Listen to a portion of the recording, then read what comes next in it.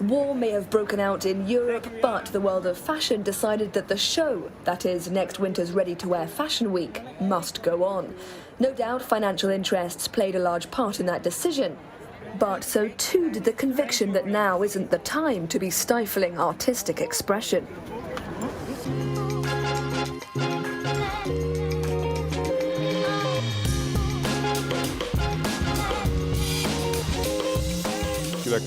Designing clothes is a sign, a demonstration of life, just like any artistic or aesthetic endeavor, whatever the circumstance. And of course, fashion can also be a major tool for the emancipation of both men and women. Beneath a gigantic tent installed in the Jardin des Tuileries in central Paris, Dior's creative director Maria Grazia Chiuri has come up with a complex, exuberant collection. I really loved that idea of being able to walk through different time periods. And I loved the fabrics, I loved the tool, and the more technical fabrics. And I really fell for the outfit with the black jumper and the tulle skirt, which was just amazing. And the protective bag gear? I love it. I really want to wear that black jacket. The backdrop to the Dior show is the work of feminist Italian artist Mariella Bettineschi, who invites us to reassess classic Renaissance-era portraits, just as Chiuri reimagines classic Dior silhouettes, using techniques developed by Italian startup Dior Lab. We have this idea that technology is something abstract and more for communication, not something that could be help to think something that is useful for humanity, uncomfortable for humanity.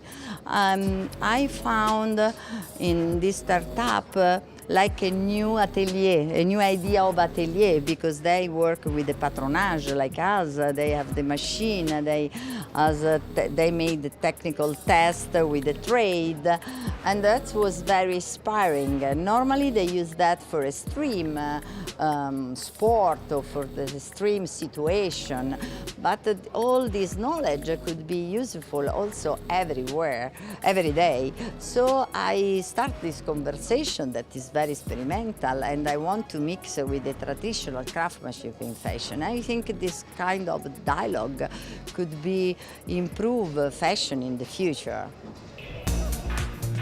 Improving the world we live in, and specifically the oceans we rely on, is the inspiration behind the work of Caribbean duo Botta. When they're not designing clothes, they're fighting to protect coral reefs. Their collection is a celebration of colour. The way we work is that we are expressing our emotion. That's the type of designers we are. We are very emotional designers. It's like a diary, and it's like just expressing the way we feel. To really like express and reflect the time we're in, you know, to really put a mirror in people's faces and say like, listen, this is going on, and we need to make a change, because right now, you know, how are we going to go forward? You know, how is the future looking? And we want it to be bright, and this is what we show on the runway, and this is what we want people to imagine the future to be, and that's so important. And what better way to prepare for the future than to give the younger generation the tools they need to thrive? The French Institute of Fashion opened this year's Fashion Week with a film of their students' creations. We're basically today scanning silhouettes of 43 designers, and which are taking basically only one silhouette, and I'm taking photogeometrical scans within 150 to 180 images and create through that the sculpture.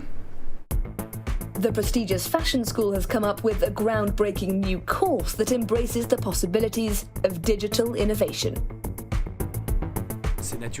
It was a natural step because our students are always thinking about how to break down barriers.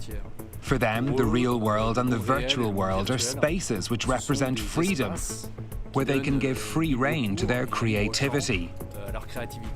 They don't see a difference between the two. The virtual realm offers them new perspectives and new possibilities for creativity. There's no distinction. There's this sort of fluidity, and what we wanted to show, especially with the accessories, was how we could push the limits of creativity even further if we embrace the possibilities of a new technology that allows you to create objects for this new virtual world, a world we're calling the metaverse. It's a question of transposing traditional sartorial savoir-faire into the digital realm. It's something that's pretty inevitable, and actually today it's almost part of us. We all have headphones, we've all got smartphones, we all spend a huge amount of time looking at emails on Zoom, and actually COVID really amplified all that. So I think that it's a really modern consideration, and it's a good idea to really consider the question of what sort of relationship we have with all these objects. Have they become part of fashion? Seeing that we're always wearing headphones, are they maybe becoming an accessory like earrings? It's all part of a contemporary aesthetic. I think that it's all really interesting. This Fashion Week's message was clear. It's only through careful observation and innovation that we can design the world anew.